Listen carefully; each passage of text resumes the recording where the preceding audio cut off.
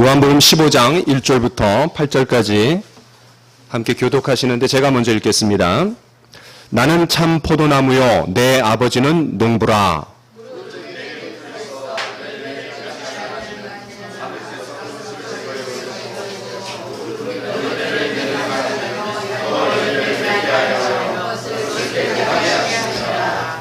너희는 내가 일러준 말로 이미 깨끗하여졌으니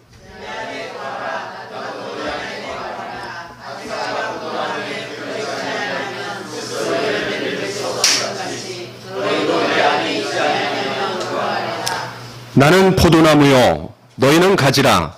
그가 내 안에 내가 그 안에 거하면 사람이 열매를 많이 맺나니 나를 떠나서는 너희가 아무것도 할 수 없음이라.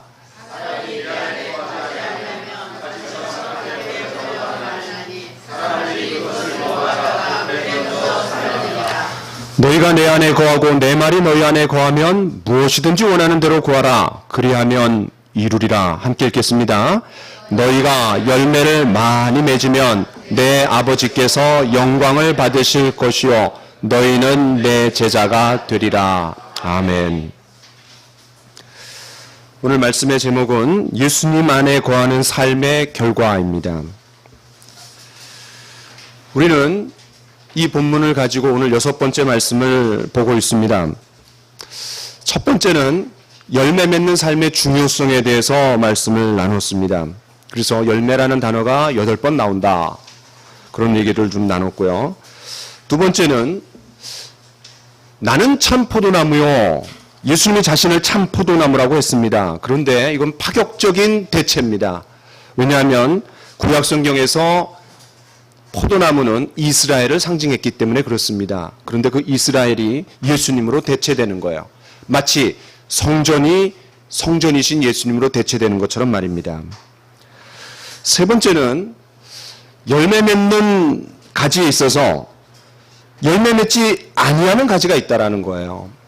그러면 제거해 버리신다고 했는데 그 제거한다라는 거는 불구덩이 속에 집어넣는다라는 게 아니라 땅바닥에 떨어져 있는 가지를 들어서 올려서 열매를 맺도록 도와준다라는 것을 우리가 살펴봤습니다. 네 번째 시간에는 농부와 가지라는 제목으로 말씀을 봤는데 더 열매를 많이 맺도록 하기 위해서 깨끗하게 한다 그랬어요. 이것은 우리 삶의 가지치기에 해당한다라고 보았습니다. 다섯 번째는 내 안에 거하라. 적극적으로 우리 편에서 해야 할 그런 책임을 좀 살펴봤습니다. 이제 당연히 6번째 시간에는 그러면 주님 안에 거할 때 그 삶의 결과가 뭔가 이거를 살펴볼 차례입니다. 이미 살펴본 대로 열매 맺는 삶을 위해서 반드시 두 가지가 필요합니다. 두 가지가 뭐냐면 소극적인 것과 적극적인 겁니다. 소극적으로 해야 할 일은 아까 말씀드린 것처럼 땅바닥에 떨어져 있는 가지를 들어 올려주고 또 하나는 가지치기 하는 겁니다. 반면에 적극적으로 해야 할 일은 우리가 4절 말씀에 내 안에 거하라. 즉 주님 안에 깊이 연합하고 거하는 겁니다. 그 이후로 거하다라는 말이 10번이나 나온다라는 것을 우리가 이미 살펴보았습니다. 열매 맺는 데 있어서 우리가 해야 할 적극적인 책임이 얼마나 중요한가를 강조하는 겁니다. 그래서 우리는 거하다라는 말이 담고 있는 5가지의 의미도 지난번에 살펴보았습니다. 그렇다면 포도나무 되시는 주님 안에 가지된 우리가 거했을 때 어떤 결과가 주어집니까?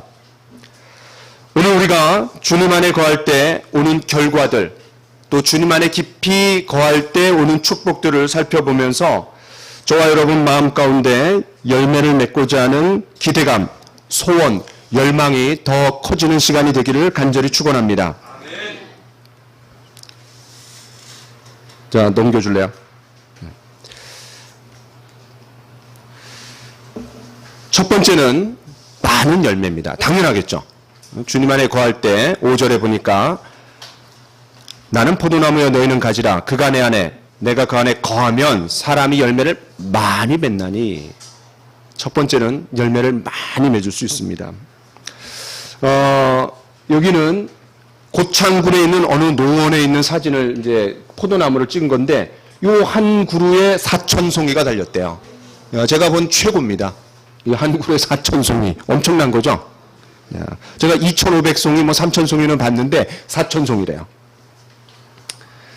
자, 그런 의미에서 우리 5절을 같이 한번 읽어봅시다. 시작. 나는 포도나무요 너희는 가지라. 그가 내 안에 내가 그 안에 거하면 사람이 열매를 많이 맺나니. 예, 거기까지. 많이 맺나니. 가지가 포도나무에 붙어 있기만 하면 열매는 자연스럽게 열립니다. 요한복음 15장은 열매에 대한 장입니다. 그렇죠? 그런데 여러분 이 15장을 읽으면서 열매를 많이 맺어라 이런 말이 있어요? 과실을 많이 맺어라 그런 명령이 있습니까? 없습니다. 농부 대신 하나님의 간절한 소원이 열매임에도 열매를 많이 맺어라 이렇게 명령하지 않아요. 우리한테 명령하시는 것은 내 안에 거하라. 왜? 거하기만 하면 포도나무로부터 열매가 양분이 가갖고 열매를 맺는 거예요. 다시 말해서 붙어있기만 하면 포도나무가 다 열매를 맺게 해줍니다. 벌레도 이기고 질병도 이기고 가뭄도 물리칠 수 있습니다. 어떻게 하기만 하면? 붙어있기만 하면. 그러니까 붙어있기만 하면 벌레도 이기고 가뭄도 물리치고 또 질병도 이기게 해줍니다. 그런데 열매를 단순히 맺는다라고 하지 않았습니다. 또 좀 더 열매를 맺는 수준도 아닙니다. 5절과 8절에 분명히 뭐라 그랬냐면 많은 열매를 맺는다 그랬어요.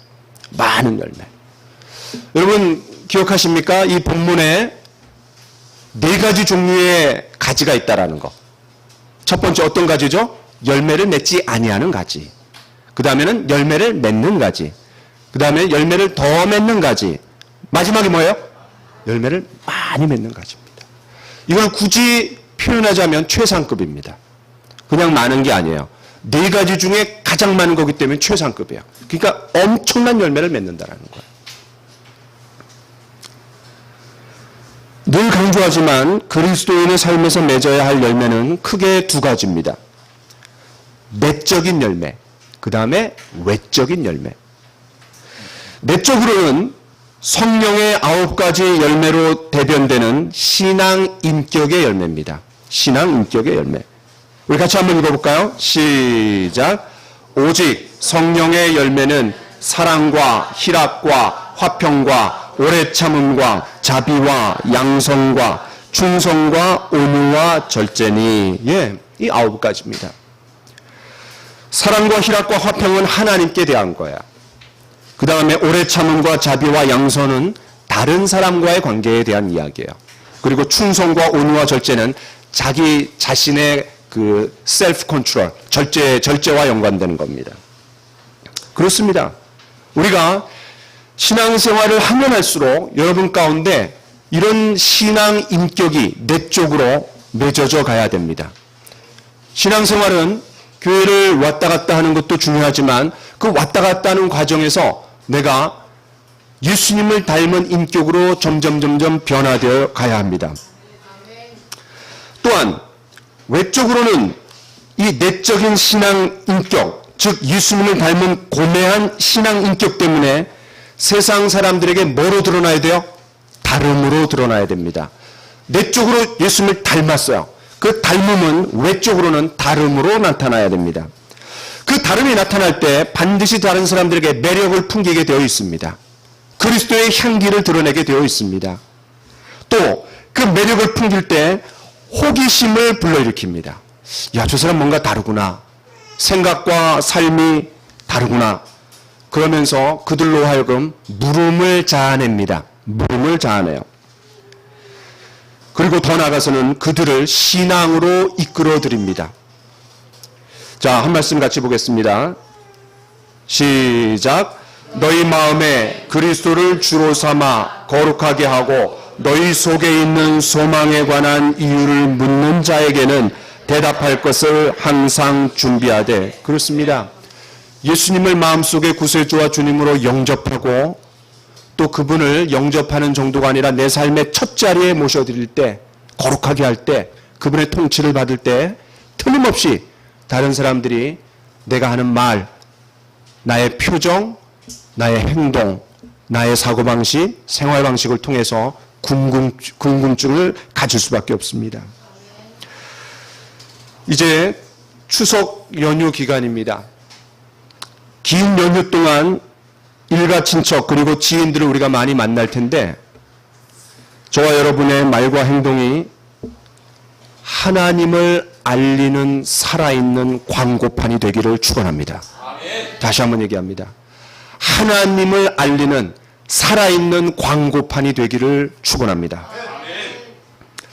하나님이 누구신지, 우리가 왜 그렇게 하는지에 대한 물음을 불러일으키는 그런 기간이 되기를 원합니다.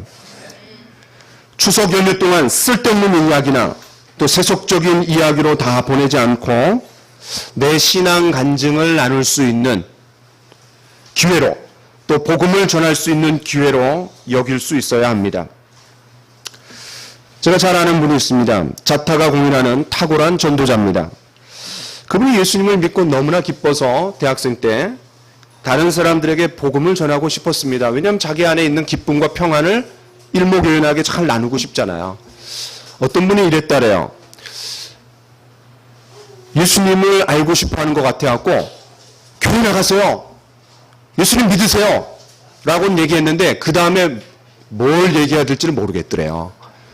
그래갖고 야, 이게 훈련받는 게 이렇게 중요하구나 그랬다고 하는 분이 우리 교회 한 분 계셨어요. 예, 그 얘기 듣고 제가 굉장히 마음에 참 도전이 됐습니다.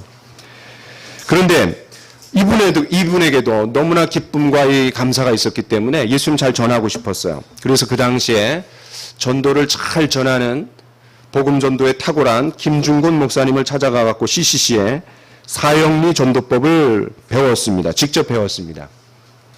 사형리, 뭐죠? 4가지 영적 법칙. 이 사람에게 4가지 영적 법칙이 있다라는 거죠. 이 전도법을 배웠으니까 이분이 얼마나 열심히 또 특심이 있는지라 열심히 전도했어요. 그런데 웬일인지 한 사람도 자기가 전하는 복음을 듣고 구원받은 사람이 없는 거예요. 여러분, 그럼 좌절하겠어요? 좌절 안 하겠어요? 좌절이 돼요. 그래서 이분이 너무 낙담이 됐습니다. 하루는 너무나 실족해갖고 하나님 앞에 이렇게 기도했대요. 하나님, 명령하신 대로 복음을 전하라고 하셨기에 전도를 배웠고 열심히 전도했지만 아무도 안 믿습니다. 이번이 마지막입니다. 이번에도 안 믿으면 나는 영원히 전도를 하지 않을 겁니다. 그렇게 아십시오. 이렇게 협박을 했어요. 하나님 앞에. 굉장히 용감하죠. 그리고 이제 나갔는데 한 고등학생에게 복음을 전했답니다. 그런데 너무나 안타깝게도 그 학생이 복음을 듣고 예수를 영접해버렸어요. 너무나 감사하게도가 아니라 너무나 안타깝게도 그분 말, 그때 그 학생이 안 믿었어야지 자기가 죽을 때까지 전도를 안 해도 되는데 하나님 앞에 그렇게 약속했잖아요. 근데 너무 아쉽다라는 거예요. 그 학생이 믿고 구원받는 바람에 자기가 전도자가 되었다라는 거예요. 저는 그 말을 들을 때 이분이 꼭 학생들한테 첫 시간 전도의 이론과 실제라는 수업 때 꼭 이 얘기를 합니다. 굉장히 도전이 됐어요. 그때 이분이 깨달은 한 가지가 있다고 합니다. 그게 뭐냐면 전도는 되게 어려운 거구나. 이게 아니라 전도는 뭐하다? 불가능한 거구나. 불가능한 거구나. 내 능력으로는 불가능한 거구나. 아무리 탁월한 전도법을 배우고 탁월한 예화를 사용하고 기도를 아무리 많이 해도 주님이 역사하시지 않으면 불가능한 거구나. 이걸 깨달았다는 거예요. 얼마나 깊은 깨달음입니까? 오늘 성경이 뭐라고 얘기합니까? 나를 떠나서는 너희가 아무것도 할 수 없습니다. 그렇습니다. 가지가 포도나무에 조금이라도 0.001mm라도 떨어져 있어 보세요. 그럼 말라서 비틀어져 버리고 사람들이 모아다가 불에 던져버린다 그랬어요. 아무것도 할 수 없다라는 거예요. 여러분 이렇게 생각 한번 해보세요. 내 편에서, 그리스도인인 내 편에서 내가 포도나무에 붙어있지 않으면 열매를 맺을 수 없구나. 아무것도 할 수 없구나. 그런데 나의 대적자 입장에서, 기독교의 대적자 입장에서 한번 생각해 보세요. 그럼 어떤 거죠? 주님 안에 거하지 못할 때 그는 아무것도 기독교에 대해서 방해할 수 없습니다. 기독교를 넘어뜨릴 수 없습니다. 왜? 예수님 안에서만 뭔가 열매가 있기 때문에.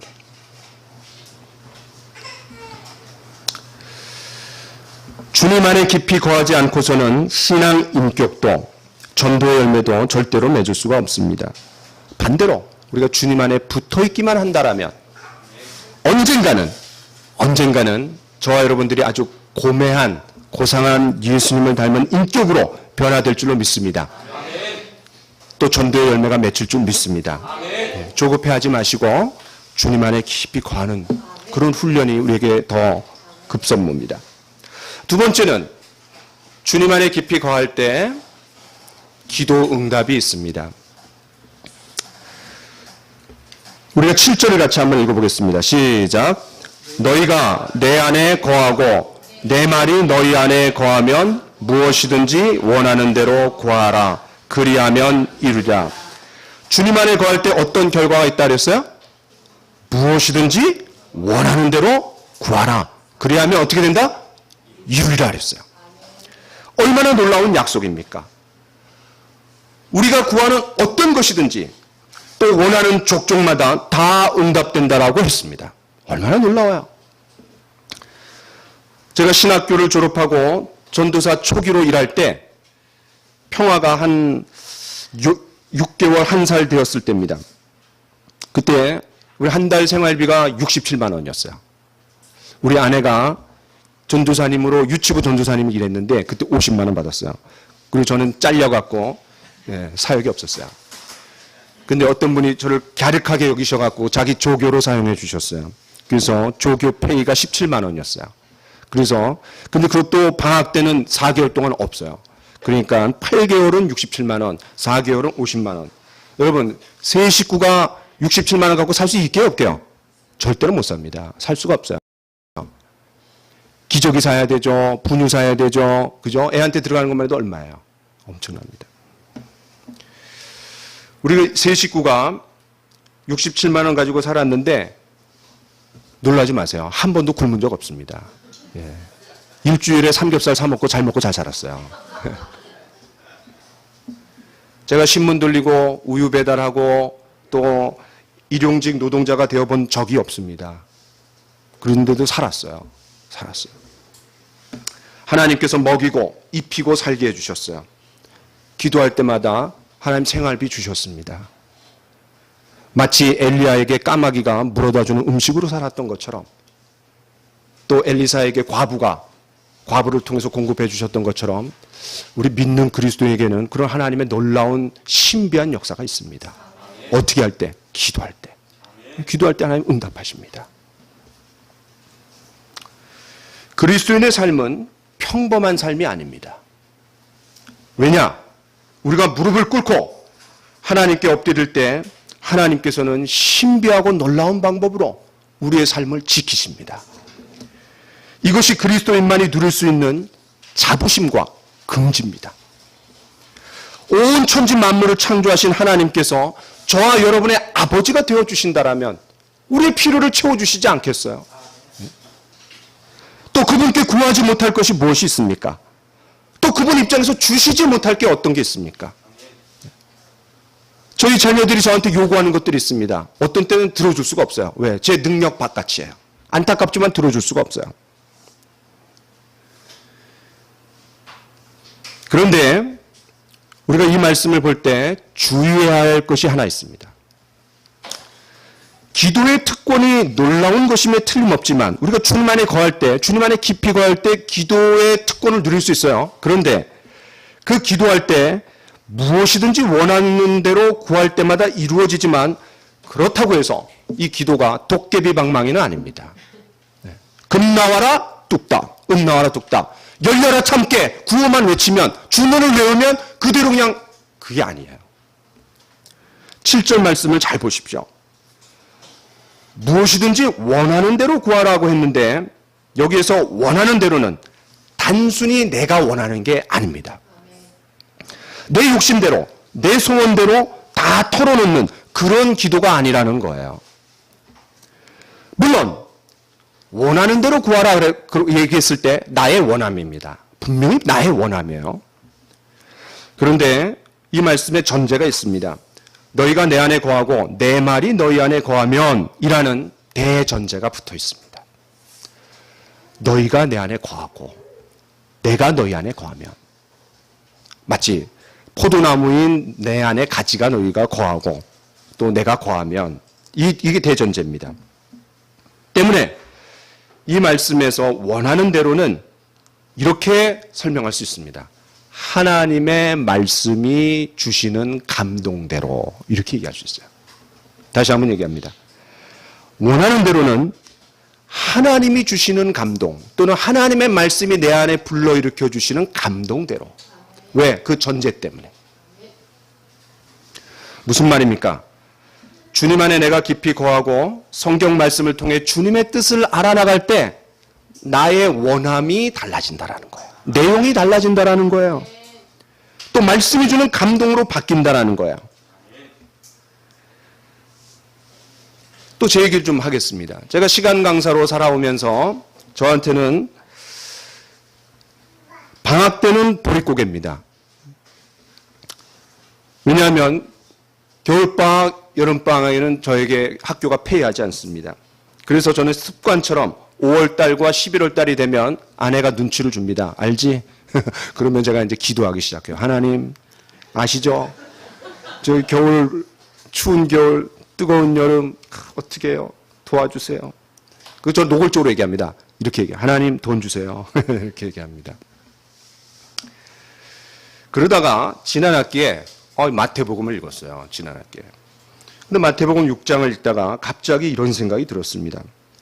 하나님께서 공중의 새도, 들의 백합화도 다 입히고 키우고 살게 해주시는데 또 무엇을 마실까? 무엇을 입을까? 이런 류의 기도는 하늘 아버지께서 우리에게 이미 있어야 될 줄을 다 아신다 그랬어요. 왜 내가 보릿고개 때 먹을 것을 위해서 기도해야 되나? 이건 내가 해야 될 기도 제목이 아니야. 하나님 다 아시는데. 그래갖고 제가 역사적인 날이 지난 학기에 앞으로 기도하지 않겠다. 이건 하나님 책임져 주는 거다. 이거 하나님 다 아시는데 내가 왜 기도하나? 그래갖고 전혀 기도하지 않았습니다. 굶었게요. 죽었게요. 제가. 적어도 먹고 사는 1차적인 문제에 대해서는 기도하지 않기로 제가 작정했습니다. 왜? 하나님의 말씀이 주는 감동이 제 안에 딱 있었기 때문에. 그러니까 이 기도의 내용이 바뀌는 거예요. 그랬더니 지금까지 살면서 지난 여름처럼 풍족하게 지낸 적이 없어요. 우리 부부가 너무 놀래갖고 야, 이렇게 풍족하게 지내도 되나 막 겁이 났어요. 우리가 주님 안에 깊이 거할 때 무엇이든지가 바뀝니다. 원하는 대로가 바뀝니다. 만일 주님 안에 깊이 거하는 것 없이 하나님 아버지의 뜻이 무엇인지도 모른 채 무엇이든지 원하는 대로 구해서 이루어지면 큰일 납니다. 큰일 나요. 만약 하나님께서 우리가 원하는 족족마다 다 이루어주신다. 그럼 큰일 납니다. 엄마 놀이를 하는 5살 아이가 원한다라고 해갖고 진짜 칼을 준다면 그 큰일 나는 거예요. 2발 자전거 수준은 은선이에게 아무리 그가 원한다고 해갖고 오토바이 사줘봐요. 큰일 납니다. 무엇이든지 원하는 대로 구하라. 그리하면 이루리라. 이것은 주님 안에 깊이 거하는 사람만이 누리는 기도응답의 축복입니다. 기도를 왜 포도나무와 가지 이 비유 속에 넣겠어요?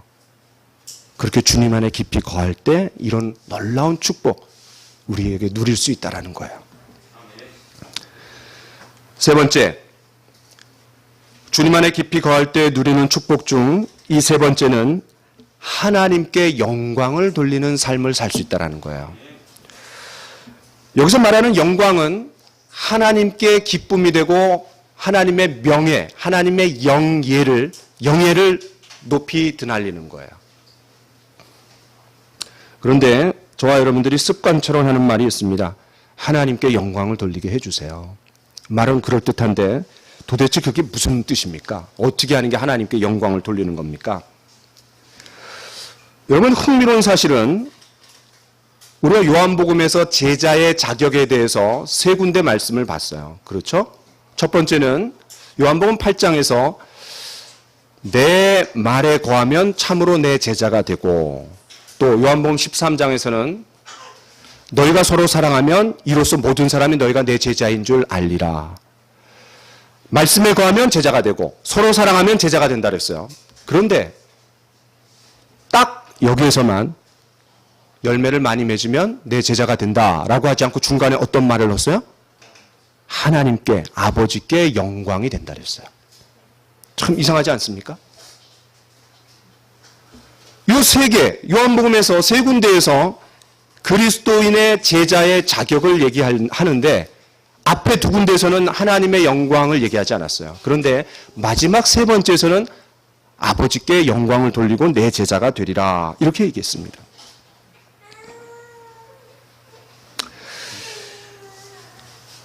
요한복음에서 영광은 예수님의 십자가의 죽음과 부활하고 연관시킬 수 있습니다. 자, 우리 같이 한번 성경을 읽어보겠습니다. 시작. 아버지여, 창세전에 내가 아버지와 함께 가졌던 영화로서 지금도 아버지와 함께 나를 영화롭게 하옵소서. 요한복음 17장에 요한복음 15장 말씀을 주신 지 약 몇 시간 후에 겟세마네 동산에서 제자들을 위해서 기도하실 때 이 기도가 들어있는 거예요. 또 자기 자신을 위해서 기도할 때 나를 영화롭게 하옵소서. 나를 통해 갖고 하나님 영광을 돌리게 하옵소서. 무슨 말입니까? 부활을 기대하는 거예요. 그런데 예수님은 8절에서 열매와 영광을 함께 말했습니다. 왜 그렇습니까?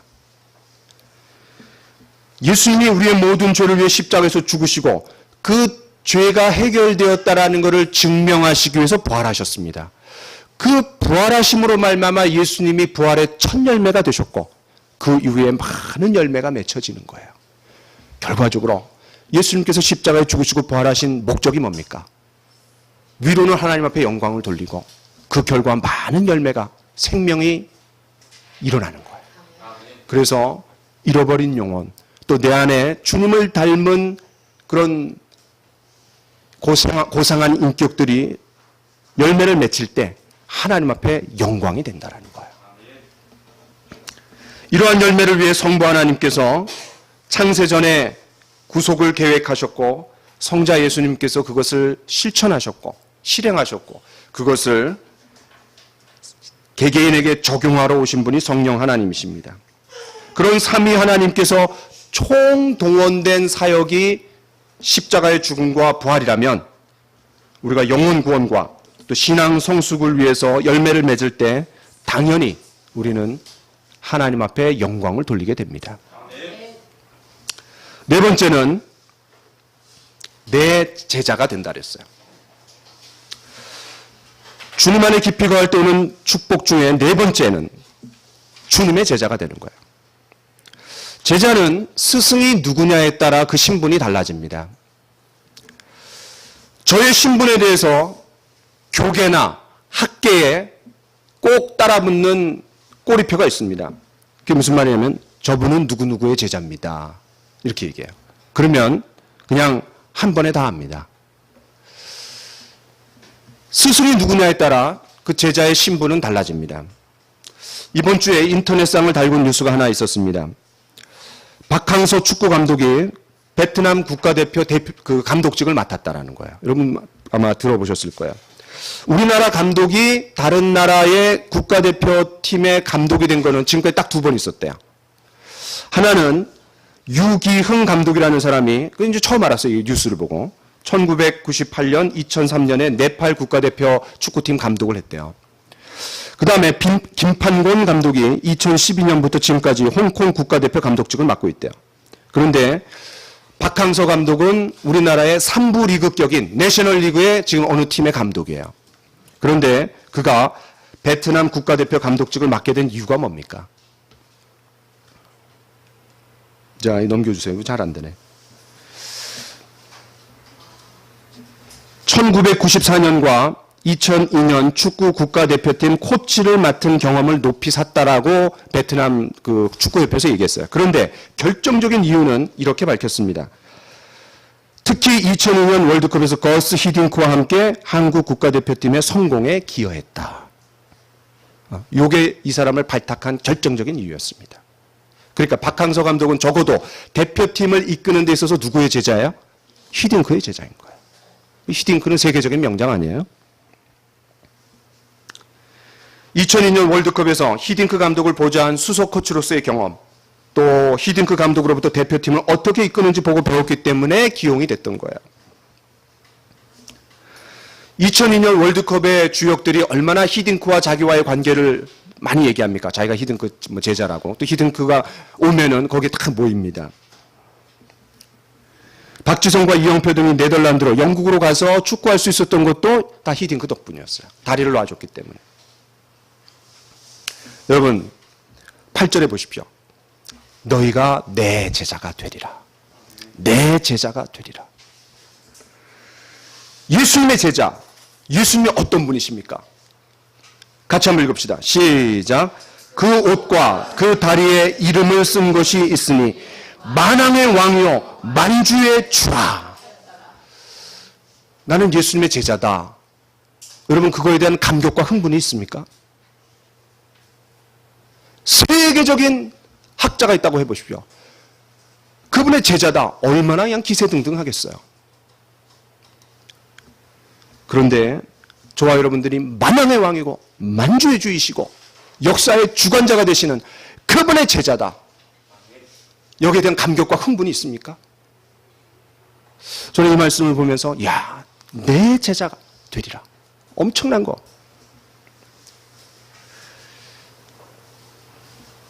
저와 여러분들이 이런 예수님의 제자라는 그런 확신과 긍지가 있기를 간절히 축원합니다.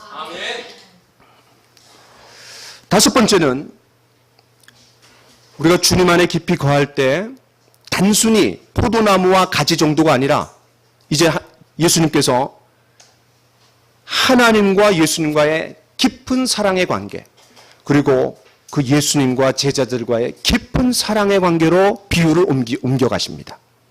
그러면서 우리 9절 10절을 같이 한번 읽어봅시다. 시작. 아버지께서 나를 사랑하신 것 같이 나도 너희를 사랑하였으니 나의 사랑 안에 거하라. 내가 아버지의 계명을 지켜 그의 사랑 안에 거하는 것 같이 너희도 내 계명을 지키면 내 사랑 안에 거하리라. 예. 거하리라를 이제는 포도나무와 가지가 아니라 하나님과 예수님, 예수님과 우리가 갖는 하나님이 예수님을 사랑한 것처럼 예수님이 우리를 사랑하신 것처럼 그 사랑 안에 거할 수 있게 된다는 거예요.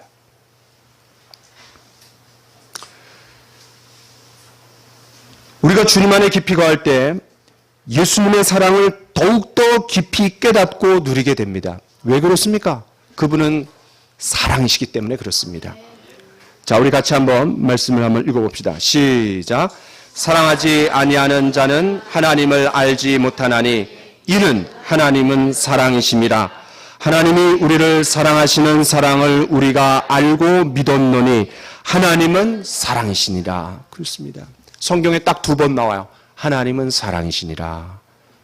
요한일서 4장 8절과 16절에. 저와 여러분들이 누군가로부터 깊은 사랑을 받는다고 할 때, 또 내가 누군가를 깊이 사랑한다고 할 때 얼마나 안정감을 갖게 됩니까? 왜 그렇습니까? 그런 사랑 안에서 우리가 깊은 그런 사랑을 느끼고 안정감을 갖는 거예요. 실제 있었던 일을 하나 얘기하겠습니다. 미국 달라스의 유명한 성형외과 의사에게 한 여인이 찾아와서 이렇게 호소했습니다. 제 남편에 관한 얘기인데요. 그는 화상을 입었습니다. 불타는 집안에 있던 부모님을 구하려고 뛰어들었지만 결국 실패하고 부모님 두 분 다 돌아가셨죠. 그 와중에 그의 얼굴은 심한 화상을 입어 일그러졌고 그는 그 이후의 삶을 포기했습니다. 홀로 은둔하면서 아무도 만나려고 하지 않았죠. 심지어 아내인 저조차도요. 너무나 안타까운 이야기를 듣고 이 성형외과 의사가 이렇게 말했습니다. 걱정하지 마십시오. 오늘날에 많은 의학 기술이 발달했기 때문에 남편의 얼굴을 충분히 제가 원상태로 회복시킬 수 있습니다. 걱정하지 마십시오. 근데 여자가 이렇게 말합니다. 그런데 말이죠. 그는 누구의 도움도 받으려고 하지 않는다라는 거예요. 그는 자기가 부모님을 구하지 못한 데 대해 하나님이 그를 벌하셨다라고 생각하고 있어요. 그리고 그녀는 충격적인 말을 덧붙였습니다. 선생님, 우리 남편을 성형 수술해 주는 것이 아니라 내 얼굴도 그 남편의 얼굴처럼 만들어 주십시오. 내가 그의 고통을 직접 나누게 된다면 혹시 그가 나를 다시 그의 삶 속에 받아들여 줄지 모르니까요. 나는 정말로 그를 사랑합니다. 그와 함께 있고 싶어요.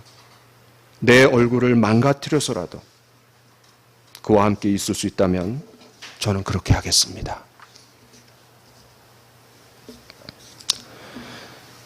당연히 그 성형외과 의사는 그녀의 제안에 동의하지 않았습니다.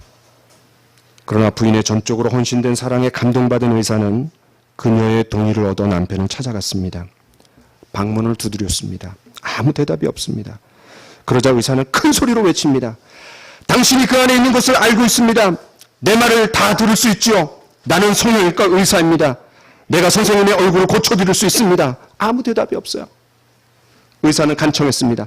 제발 밖으로 나오세요. 내가 당신을 도울 수 있다니까요. 여전히 대답이 없습니다.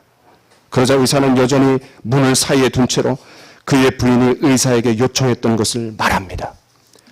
당신의 부인은 나에게 그녀의 얼굴도 망가뜨려 달라고 부탁했습니다. 그렇게 하면 당신이 그녀를 다시 당신의 삶 속에 받아들여 줄지도 모른다라는 희망 때문에 그녀는 그만큼 당신을 사랑하고 있습니다. 그만큼 당신을 돕기를 원하고 있어요. 짧은 침묵이 흘렀습니다. 그리고는 아주 천천히 문의 손잡이가 돌아가기 시작했습니다. 화상을 입은 남자가 새로운 삶의 의미를 찾기 위해 바깥으로 나온 겁니다. 부인의 사랑으로 그는 자유를 얻은 거예요. 은둔에서 벗어나 그에게 이제 새로운 시작이 주어진 겁니다. 그의 얼굴을 원상태로 회복시킬 수 있다는 탁월한 성형외과 기술이 아니라 그 진보된 기술이 그의 마음을 녹인 것이 아니라 그와 똑같이 만들어달라는 그 아내의 진심이 그 마음을 움직인 겁니다. 저는 이보다 더 놀라운 사건이 예수님 안에서 일어났다고 생각합니다. 같이 한번 성경 말씀을 읽어봅시다. 네, 넘겨줄래요? 같이 읽읍시다. 시작. 너희 안에 이 마음을 품으라. 곧 그리스도 예수의 마음이니 그는 근본 하나님의 본체시나 하나님과 동등됨을 취할 것으로 여기지 아니하시고 오히려 자기를 비워 종의 형체를 가지사 사람들과 같이 되셨고 사람의 모양으로 나타나사 자기를 낮추시고 죽기까지 복종하셨으니 곧 십자가에 죽으심이라. 얼마나 놀랍습니까?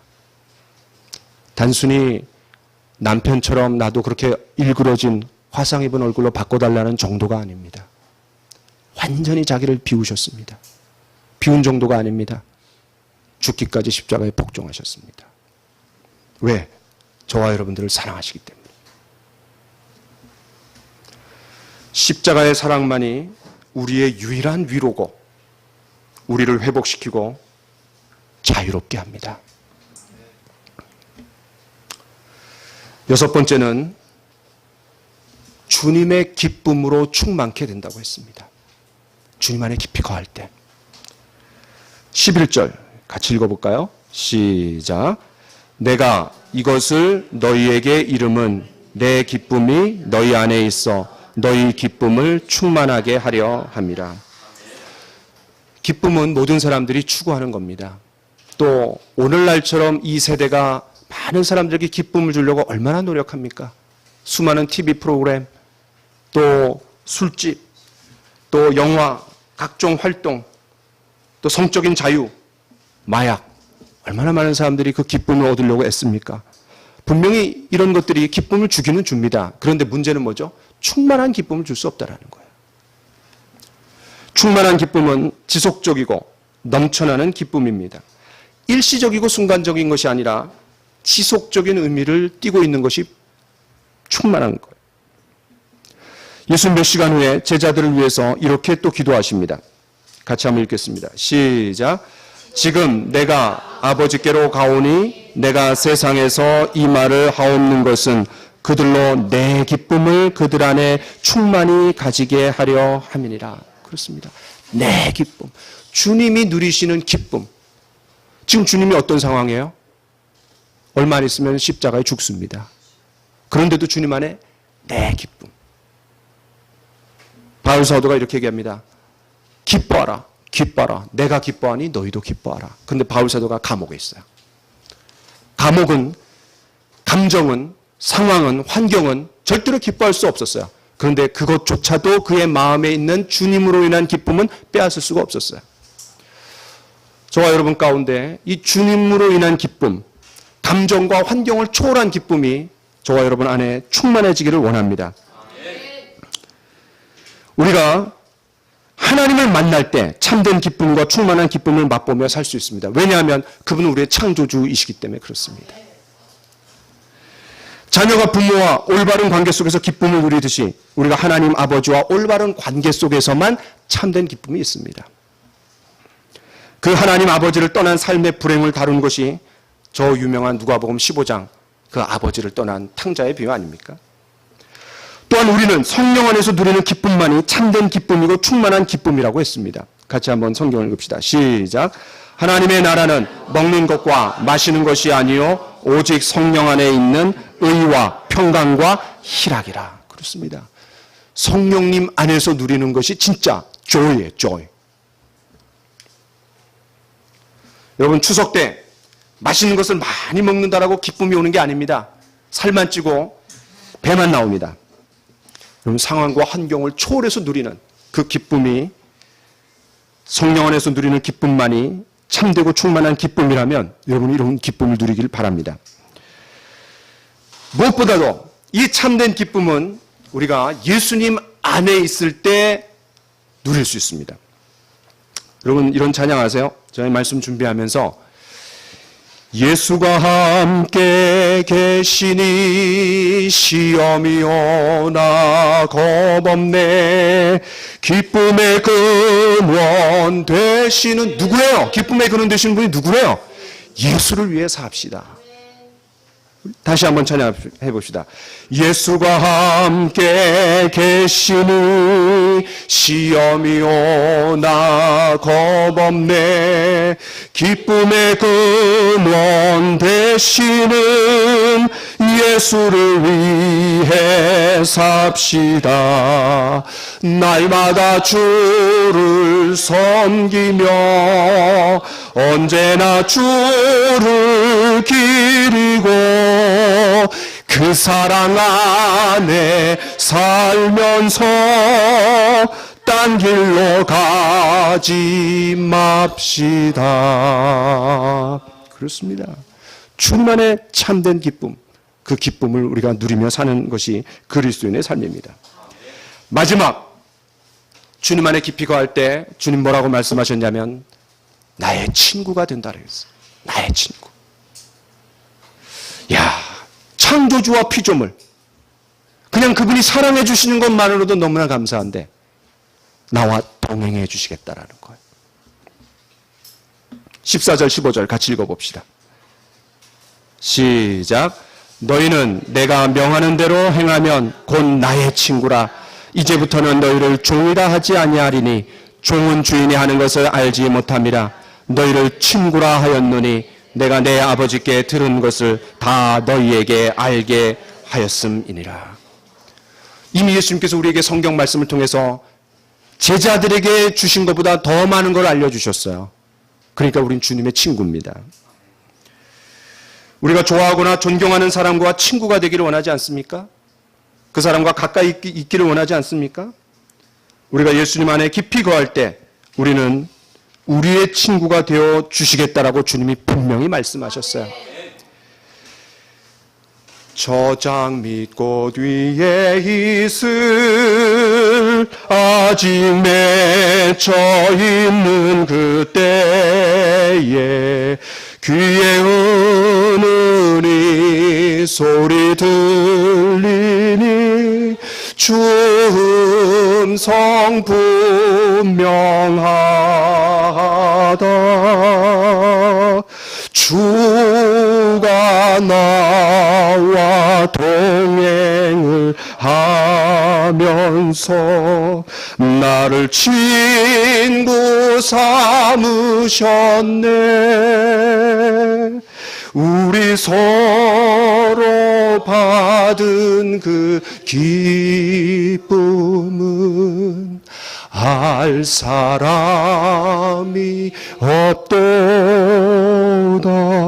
없도다.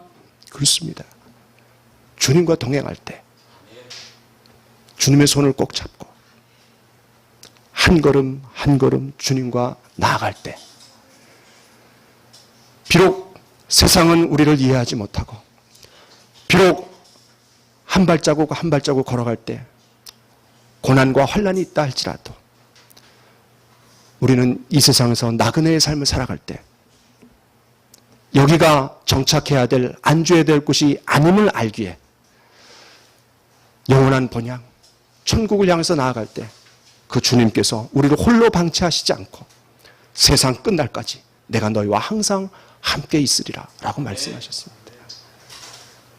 저와 여러분들이 주님의 손을 꼭 잡고 주가 나와 동행을 하면서 나를 친구 삼으셨네. 우리 서로 받은 그 기쁨을 알 사람이 없도다. 저와 여러분들의 간증이 되기를 바랍니다. 이것이 그리스도인이 누릴 수 있는 특권입니다. 한 가지 이야기만 하고 마치겠습니다. 위대한 중국의 선교사 누굽니까? 허드슨 테일러입니다. 그는 승리의 삶을 살았던 놀라운 그리스도인입니다.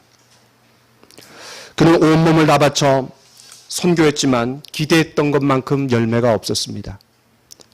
심지어 중국인들의 삶 속으로 깊이 들어가 같은 복장을 하고 같은 머리를 하고 똑같은 삶을 살았음에도 별반 다르지 않았습니다. 게다가 일이 점점 많아지면서 협력자와 선교비는 많이 필요했는데 도와주는 사람은 별로 없었습니다. 그런 정신적인 부담감 때문에 시시때때로 잠을 설쳤고 마침내 신경쇠약증에 걸리고 말았습니다. 그러던 어느 날 이 테일러 선교사가 요한복음 15장 5절 나는 포도나무여 너희는 가지니 저가 내 안에 내가 그 안에 있으면 이 사람은 과실을 많이 맺나니 나를 떠나서 너희가 아무것도 할 수 없습니다. 이 말씀을 읽었어요. 그 말씀이 깊이 와닿았습니다. 그 순간 갑자기 빛이 비추는 것처럼 마음이 환하게 밝아지기 시작했습니다. 예수님은 포도나무이시고 나는 그 나무에 붙어있는 가지인데 내가 걱정할 것이 뭐란 말인가? 예수님께서 모든 수분과 양분을 공급해 주는 나무이신데 가지인 내가 수분과 양분을 공급하려 애를 쓰고 있다니 참으로 어리석었구나. 주님, 이 시간부터는 모든 염려와 근심을 주님께 다 맡기겠사오니 저의 삶을 책임져 주옵소서 라고 기도했습니다. 그 허드슨 테일러는 이 본문을 가지고 이렇게 설교했답니다. 포도나무 가지가 포도나무에 묻기를 어떻게 하면 진액을 받아들일 수 있을까요? 라고 묻는 것이 아니라 그냥 붙어 있기만 하면 되는 것처럼 성도들도 예수님이 포도나무인 것을 기억하고 나는 예수 그리스도 안에 있다라는 사실을 믿기만 하면 됩니다. 그리스도에게서 분리되지 않고 그분과 하나가 될 때 그분 안에 있는 무한한 자원이 우리의 것이 됩니다. 우리가 신앙을 가질 때 이미 그 일이 시작되었습니다. 이제 우리가 할 일이란 계속해서 예수 그리스도 안에 거하는 삶입니다. 그분과 연합하는 일입니다. 그리스도와 연합할 때 하나님의 뜻을 알 수 있고 그 뜻을 성취하는 방법도 깨닫게 되며 그 일을 하는데 필요한 자원을 공급받을 수 있습니다. 이렇게 설교했다는 거예요. 평소에 테일러 선교사는 성경 읽기와 기도를 그렇게 강조했답니다. 마치 우리 교회처럼. 특히 기도 생활은 그에게 있어서 그리스도 안에 거하는 삶을 지속시켜주는 힘이었고 그분과의 교제를 더 깊게 해 주었습니다. 그것이 바로 선교 사역의 성공의 비결이었던 겁니다. 뭔가를 더 열심히 하는 게 아니라 주님 안에 깊이 거하는 것. 그러므로 주님이 나로 하여금 하시게 하는 것. 여러분 마음에 이런 마음 갖지 마세요. 하나님, 이 영역에서 내가 30%는 할 수 있습니다. 하나님, 내가 이 영역에서 50%는 할 수 있습니다. 하나님, 이 영역에서 내가 70%까지는 할 수 있습니다. 30% 좀 도와주십시오. 그게 아니라 하나님, 이 영역에서 내가 할 수 있는 건 아무것도 없습니다. 나는 0입니다. 당신이 나를 통해서 일하여 주옵소서. 그것을 경험하게 하옵소서. 기도합시다.